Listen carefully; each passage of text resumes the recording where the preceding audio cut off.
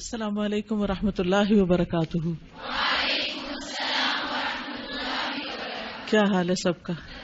الحمدللہ نحمده ونصلی علی رسولہ الکریم، اما بعد فاعوذ باللہ من الشیطان الرجیم، بسم اللہ الرحمن الرحیم، رب اشرح لی صدری ویسر لی امری واحلل عقدۃ من لسانی یفقہوا قولی۔ سیدہ غزیہ بنت جابر رضی اللہ عنہا، اسلام کی راہ میں ان کا صبر اور ثابت قدمی۔ ان کا نام غزیہ تھا، والد کا نام جابر بن حکیم اور اس کے خامند کا نام ابو الاسکر تھا۔ ان کا نام کیا تھا؟ غزیہ، اور والد کا نام جابر اور خامند کا نام ابو الاسکر۔ سیدہ غزیہ کے ہاں ایک بیٹے نے جنم لیا جس کا نام شریک تھا۔ اس کی مناسبت سے ان کی کنیت ام شریک قریشیہ مشہور و معروف ہوئی۔ ان کو ام شریک الدوسیہ بھی کہا جاتا ہے۔ دوس قبیلے سے تعلق رکھتی تھی جو یمن کے گوشے میں آباد تھا۔ یہ نہیں پتہ چلتا کہ یہ لوگ کب مکہ آئے، لیکن اصلاً یمنی تھی۔ ام شریک اور ان کے خامند نے اسلام قبول کر لیا۔ یہ سابقون الاولون میں سے تھے۔ وہ قریشی خواتین کے پاس جا کر انہیں اسلام کی دعوت دینے لگی۔ کوئی بہت بڑا کورس نہیں کیا تھا، اور اس کے بعد انہوں نے تبلیغ شروع کی، اسلام قبول کیا، جو خود جانا پہچانا مانا اسے دوسروں تک پہنچانا شروع کر دیا۔ بلغوا انی ولو آیا، مجھ سے پہنچاؤ خواہ ایک آیت ہی کیوں نہ ہو، چھوٹی سی بات ہی کیوں نہ ہو۔ اور یہاں تک پتہ چلتا ہے کہ ابو جہل اور عقبہ بن ابی معیط کو پتہ چلا کہ یہ خاتون اسلام کی تبلیغ کر رہی ہیں، اور خصوصاً ان کی خواتین کو یہ تبلیغ کر رہی تھی، تو وہ دونوں بدبخت نیکی اور تقوی کی راہ میں روڑے اٹکانے والے تھے، اور گناہ اور ظلم ایک دوسرے کے معاون تھے۔ تو بہرحال بعض روایات میں آتا ہے کہ پھر انہوں نے ان کو مکہ سے نکال دیا، اور ساتھ یہ کہ سخت قسم کی سزا بھی دی۔ تو انہوں نے سیدہ غزیہ سے کہا، اگر تجھے قوم کی پشت پناہی نہ ہوتی تو ہم تیرے ساتھ بہت برا سلوک کرتے۔ اس سے یہ پتہ چلتا ہے کہ کس طرح اسلام کے راستے میں، اسلام کے کاز میں عورتیں بھی ستائی گئیں اور عورتوں پر بھی تکلیفیں آئیں۔ یعنی بعض لوگ کہتے ہیں نا کہ تبلیغ تو آدمیوں کا کام ہے، عورتوں کا نہیں ہے۔ تو اس سے کیا پتہ چلتا ہے کہ عورتوں نے بھی تبلیغ کی اور اس راستے میں مردوں کی طرح تکلیفیں بھی اٹھائیں۔ تو وہ کہتے کہ ہم تجھے تیری قوم کے پاس جانے کے لیے چھوڑ دیتے ہیں۔ جب سیدہ غزیہ کا خاوند ہجرت کر کے چلا گیا تو ان کی برادری کے لوگ ان کے پاس آئے اور کہنے لگے شاید تم بھی اپنے خاوند کے دین پر ہو۔ سیدہ غزیہ نے کہا اللہ کی قسم میں اپنے خاوند کے دین پر ہوں، کوئی ڈری نہیں، جھجکی نہیں۔ برادری کے لوگوں نے سخت سزا کی دھمکی دی۔ قوم نے سیدہ غزیہ کو اونٹ کی ننگی پشت پر سوار کر دیا۔ سورج کی تپش اور دوپہر کی چلچلاتی دھوپ میں 3 روز تک چھوڑے رکھا۔ قوم کے لوگوں نے انہیں کہا کہ اب بھی وقت ہے، تم اپنے دین سے منحرف ہو جاؤ۔ اور کہا جاتا ہے کہ انہیں تپتی دھوپ میں کھڑا کر کے شہد روٹی کھلاتے تھے، جس سے یہ ایک طرح سے بدحواس ہو گئی۔ یعنی ایک تو دھوپ اور پھر اوپر سے گرم کھانا۔ لیکن انہوں نے اسلام سے منحرف ہونے سے صاف انکار کر دیا اور اللہ تعالیٰ کی وحدانیت کا برملا اقرار کیا۔ جب سیدہ غزیہ کی جسمانی قوت مزمحل ہو گئی اور پیاس نے انہیں نڈھال کر دیا تو انہوں نے اپنے سینے کے اوپر ایک ڈول لٹکتا دیکھا۔ یہ ایک کرامت تھی ان کی، اللہ سبحانہ تعالیٰ نے غیب سے ان کی مدد کی۔ انہوں نے ڈول سے تھوڑا سا پانی پیا تو ڈول کو اوپر کھینچ لیا گیا۔ سیدہ غزیہ نے ڈول کو دیکھا کہ وہ آسمان اور زمین کے درمیان لٹک رہا ہے۔ ڈول ان کی طرف دوبارہ نیچے آیا تو انہوں نے ڈول سے تھوڑا سا پانی پیا تو ڈول کو اوپر اٹھا لیا گیا۔ پھر تیسری مرتبہ ڈول نیچے آیا تو انہوں نے خوب سیر ہو کر پانی پیا، پہلی دفعہ نہیں۔ کیوں؟ سخت گرمی کے بعد اگر کوئی شخص ایک دم بہت زیادہ پانی پی لے تو بیمار ہو سکتا ہے۔ تو پہلی دفعہ پیا تھوڑا سا، پھر پلایا گیا تھوڑا سا، پھر تیسری مرتبہ اچھی طرح پیا، اور باقی پانی کو انہوں نے اپنے سر پر ڈنڈیل لیا، یعنی ٹھنڈا ہونے کے لیے، جس سے ان کے کپڑے تر ہو گئے۔ جب سیدہ غزیہ کی قوم باہر نکلی اور انہوں نے پانی دیکھا تو کہنے لگے ارے اللہ کے دشمن، تیرے پاس یہ پانی کہاں سے آ گیا؟ انہوں نے جواب دیا یہ تو اللہ تعالیٰ نے مجھے عطا کیا ہے۔ وہ اس کی بات سن کر مذاق کرنے لگے۔ واہ واہ، کیا کہنے۔ ان لوگوں کے دلوں میں یہ آیا کہ شاید ہم سے آنکھ بچا کر اس نے ہمارے بھرے ہوئے پانی کے مشکیزیں اپنے اوپر انڈیل لیے ہوں۔ یعنی ان کو پہلا خیال یہ گیا کہ کہیں ان کا پانی چرایا گیا ہے۔ وہ فوراً اپنے مشکیزوں کی طرف لپکے۔ جب انہوں نے دیکھا کہ تمام مشکیزیں جوں کہ توں بھرے ہوئے ہیں، ان کے منہ تسموں سے بندھے ہوئے ہیں اور ان سے پانی کا ایک قطرہ بھی باہر نہیں نکلا، تو وہ یہ منظر دیکھ کر انگشت بدنداں رہ گئے اور اس حقیقت کو جان گئے کہ واقعی سیدہ غزیہ ٹھیک کہتی ہے، یہ پانی واقعی اس کے رب نے بھیجا ہے، اس کا دین سچا ہے، اس کا رب بھی پوری کائنات کا رب ہے۔ قوم کے تمام افراد اس کے پاس جا کر کہنے لگے، ہم بھی اس رب پر ایمان لے آئے جس پر تم ایمان لاتی ہو، وہی ساری کائنات کا رب ہے۔ پھر وہ ہجرت کر کے رسول اللہ صلی اللہ علیہ وسلم کی خدمت میں حاضر ہوئے اور سب نے اپنے مسلمان ہونے کا اعلان کر دیا اور یوں ان کی کایا پلٹ گئی۔ یہ ہے عورت کی تبلیغ کہ کس طرح پورے کنبے کو بدل ڈالا، لیکن تکلیف اٹھا کر۔ آپ کو کیا سمجھ میں آتا ہے؟ کیا خوبی ان کی نظر آتی؟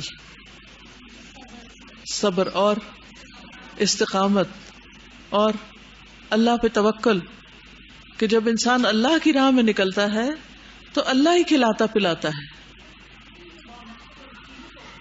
بالکل کری، میں تو پڑھ کے حیران ہو گئی ہوں کہ مرد تو بامقصد ہوتے ہی ہیں اور بڑے بڑے کام کرتے ہیں، ایک عورت بھی اتنی بامقصد ہو سکتی ہے اور اتنی ثابت قدم اور اتنی تکلیفیں اٹھا کر پھر بھی اس دین پہ قائم رہنے والی۔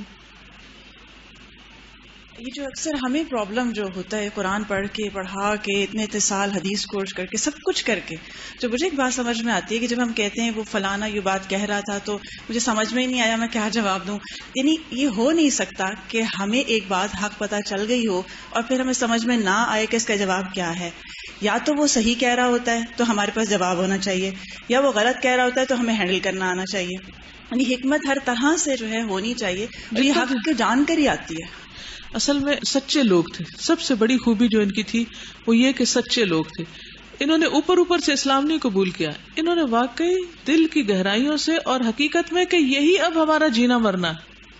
ہم تو اسلام کو بس فار گرانٹیڈ لیتے ہیں نا کہ ہمارے والدین مسلمان تھے، ہم مسلمان ہو گئے، ہمیں ساری سہولتیں نعمتیں مل گئی، پڑھنے پڑھانے کے بھی موقع مل گئے، لیکن ہم نے اس کو اس سنجیدگی کے ساتھ نہیں لیا جس کے ساتھ لینا چاہیے، کہ اسی میں ہماری زندگی ہے اور اسی میں ہماری موت ہے۔ اور کوئی اسی طرح سارا یہاں جو نظر آ رہا ہے کہ جیسے ابھی بات ہوئی نا کہ انہوں نے اسلام قبول کیا اور اس کے بعد جا کے وہ دعوت دینے لگی۔ اب اس میں بڑا ایک گہرا پوائنٹ ہے کہ اسلام قبول کرنا کیسے ہے، یعنی خود کتنی نالج ہونی چاہیے یا خود کتنی کنوکشن ہونی چاہیے کہ جب دوسرے کو بتانے لگیں تو آپ کے پاس وہ صحیح نالج بھی ہو، آپ کا اعتماد بھی ہو۔ یعنی اسلام لانا ایک صرف یہ نہیں ہے کہ ماں باپ کے گھر میں کیسے پیدا ہو گئے کہ جہاں اسلام تھا اور انہوں نے کہا نماز پڑھ لو تو ہم نے مارے باندھے نماز پڑھ لی، انہوں نے قاری صاحب لگوا دیے تو قرآن پڑھ لیا۔ تو یہی تو وجہ ہوتی ہے کہ اتنا بڑے ہونے تک ہمیں تبلیغ نہیں کرنی آتی، کیونکہ ہم مجبوری کا اسلام قبول کیے ہوئے نا۔ استاذہ اس میں یہ بات پتہ چلتی ہے نا کہ جب ان کی قوم نے پوچھا تو انہوں نے آرام سے بتا دیا کہ یہ اللہ تعالیٰ نے مجھے عطا کیا۔ مطلب اگر وہ یہ کہتی ہے تم لوگ مانتے ہو بتوں کو، جا کے ان سے پوچھو، اس طرح کا کوئی جواب نہیں دیا، آرام سے سیدھی بات کر دی بالکل۔ اگر ہمیں ایک دن کھانا نہ ملے تو ہم پھر بھی پڑھیں گے، پھر بھی خدمت کریں گے دین کی۔ کوئی یعنی چھوٹی سی بھی رکاوٹ آ جاتی ہے تو سب سے پہلے ہم کیا سوچتے ہیں؟ کورس کے دوران اگر تھوڑی سی بھی کوئی مشکل پیش آتی ہے تو سب سے پہلے کیا سوچتے ہیں؟ کورس چھوڑ دیں۔ جیسے مجبوری کی کوئی چیز اٹھائی بھی ہے اور جس وقت کوئی تکلیف آئے تو وہ بس فوراً ایک طرف، جیسے وہ سر پہ بوجھ اٹھایا ہوتا ہے نا، پنڈ کا مطلب پتہ ہے، تو وہ ایک مجبوری ہوتی ہے نا، اٹھانا، وزن اٹھانا ہے، ایک جگہ سے دوسری جگہ پہنچانا ہے، اس کو پورا کرنا ہے فاصلہ، اب وہ کورس کی مدت پوری کرنی، اور اگر دشواری ہوئی تو وہ پنڈ اٹھا کے رکھ دینی، پورا پیکج ہے، یا اندر ہے یا باہر ہے۔ جی السلام علیکم۔ پچھلی صحابیہ کے ساتھ جب کمپیریزن کیا تو پیچھے کولی تبلیغ کا مثال تھی اور یہ عملی تبلیغ کی مثال تھی۔ Very good. السلام علیکم استاذہ، عورت یوزلی جو ہے نا نیچرلی کمزور بنائی گئی ہے as compare to men, but ان کی ڈٹرمنیشن دیکھ کے جو ہے اگر ہمارے لیے بھی یہ چیز پاسبل ہو جائے، یعنی یقیناً پاسبل ہے کیونکہ انہوں نے کر دکھایا، جس طرح انہوں نے اپنے لوگوں کو چینج کیا، تو یعنی ہم بھی پھر کر سکتے ہیں، بالکل کر سکتے ہیں۔ السلام علیکم۔ وعلیکم۔ سر آج کل عورت کے ساتھ مطلب کچھ سمبلز اٹیچ ہیں کہ وہ مظلوم ہے، ولنریبل ہے، ویک ہے، خاص طور پہ جو فیمنزم پہ جن لوگوں نے کام کیا انہوں نے تو عورت کو ایسے ہی پریزنٹ کیا ہے، اور اسلام کے بارے میں کہا جاتا ہے کہ عورت کو اس میں وہ مقام نہیں دیا گیا، لیکن میں حیران ہوتی ہوں یہ سوچ کے کہ کہ عورت کے حقوق کے متعلق بہت پڑا ہے، جو وائلنس اور مطلب جس طرح سے کہا گیا، اسلام میں ایسا کوئی بھی کچھ بھی نظر نہیں آتا. پوری تاریخ یہی بتاتی ہے کہ یہ وہ مذہب ہے جس نے خواتین کو پروٹیکٹ کیا ہے، اور اس میں ایسی باتیں ملتی ہیں کہ وہ خواتین جنہوں نے بہادری کے ساتھ آگے کام کیا ہے، اور کوئی عورت مظلوم یا ویک اس طرح کا کوئی کانسیپٹ نہیں ملتا. یہ دونوں عورتیں کیا ویک اور مظلوم اور ستائی ماری ہوئی نظر آتی ہیں آپ کو؟ تو اسی لیے انہی کے بارے میں کہا جا سکتا ہے کہ یہی وہ مائیں ہیں جن کی گود میں اسلام پلتا ہے. جی صحیح. انہوں نے ہی صحابہ کرام کو جنم دیا تھا، اور انہوں نے ہمیں نام بھی نہیں پتا اور پھر واقعات یاد بھی نہیں رہتے. مجھے یہ جو واقعہ نا سیدہ فضیہ کا، یہ میرے خیال ہے میں سیکنڈ ایئر میں تھی کالج کے، جب میں نے پڑھی تھی ایک کتاب مسلمان خواتین یا کیا، اس میں یہ واقعہ میں نے پڑھا، اور یہ واقعہ میرے دل پہ ایسا لگا تھا کہ اچھا ان کو اتنا ستایا گیا کہ وہ بھوک سے نڈھال ہو گئی اور گرمی میں کھڑی رکھی گئی. حضرت بلال کا تو ہم اکثر پڑھتے ہیں کہ ان کو دھوپ میں لٹایا جاتا، تپتی ریت پر لٹایا جاتا. اور پھر یہ کہ جو ہی یہ مسلمان ہوئی، یہ جو قریش تھے ان کے گھروں کی عورتوں کو تبلیغ شروع کر دی، اور جب مردوں کو پتہ چلا تو انہوں نے بہت سخت نوٹس لیا کہ یہ کیا ہو رہا ہے، اور پھر سب نے مل کر ان کو سزا دی، اور سزا پانے کے باوجود بھی وہ ہلی نہیں اپنے مقام سے. یعنی میرے لیے بہت ایک ٹرننگ پوائنٹ تھا یہ واقعہ. میں کہنا چاہ رہی تھی کہ بعض اوقات جو ہے وہ کسی ایک ان کی بات مان لیتی تو باقی سارے لوگ ایمان نہ لے کے آتے، پھر بالکل ان کی صبر کی وجہ سے.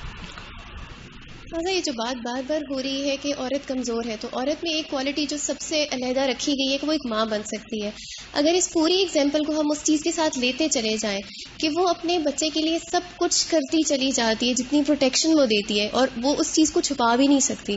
اس طرح انہوں نے نا اپنا دین چھپایا اور اس کی پروٹیکشن بھی اسی طرح کی، اور فائنلی اسے لوگوں کے سامنے لانے کے لیے.